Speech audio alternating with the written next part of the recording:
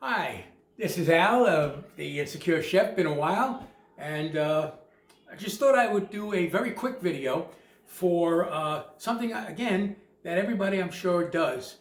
The reason I'm going to do this is because I found that not only does everybody cook it, but they all cook it differently. And apparently they're all very happy with the way it comes out. What am I talking about? I'm talking about bacon. Just bacon in the Ninja Foodi. Nothing fancy, nothing special.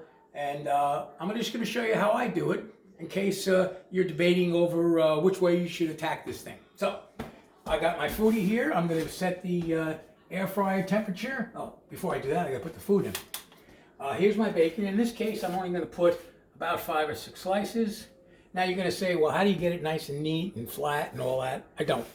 I just throw it in. Okay, so you can see that. Camera lady, can the folks see that stuff? Oh, yes. All right. More importantly, can they see me?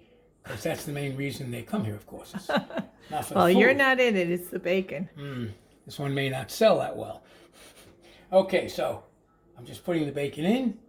And as you can see, in all seriousness, I've just tossed it in there. All right? All right, so now I'm going to close the lid. And we're going down to air fry. Okay, here's air fry. We're going to go to 360 degrees. And for time, very difficult for me to give you one. The reason depends on how hot your Ninja gets, because they do vary somewhat. But more importantly, whether you're using thick bacon, thin bacon, how much bacon you're using. So in general, you're going to have to check periodically until it gets to the crispiness level that you want. I'm going to guess that this is probably going to take about 10 to 15 minutes. So let's see what happens. I'll just set it right now for 20 and we're ready to go. And we'll let it count down and we'll come back when we do our first check to see how the crispiness is going. Okay, we're back and I'm going to take a look and see where the bacon levels are. So if my camera lady will come over, we'll take a look and see. Oh, there you go. Looking good here.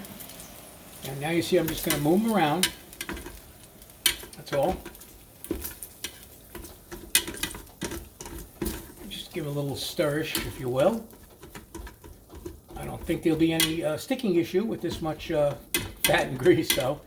All right, and we're going to continue it now. But as you see, it's starting to brown up, and we like it crispy, so we'll be going a little longer. But as I said at the top of the video, that the time is really up to you. The temperature, I'd recommend we leave here, but the time will be how you like it done. So we'll be back in a little bit. Try a different finger. How are you doing? I may have to filter out that first few words. I'm not sure. Anyway, we're going to check again, see how we are. All right, as you can see, it's getting very, very browned up. And then, as I said earlier, personal taste. So we're going to be back, and the next time we come back, I'll be removing the bacon. Thanks. Okay, so I think this is going to pretty much wrap it up. So let's take a look. I think we'll be done. Oh yes, most definitely.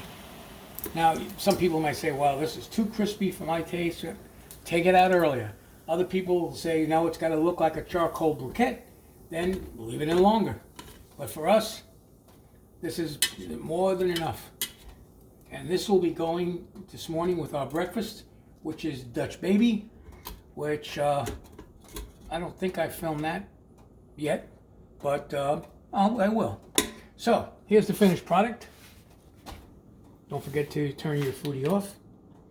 And from the Insecure Chef and his wonderful wife, Regina. Have a great day. And be healthy out there. Bye-bye.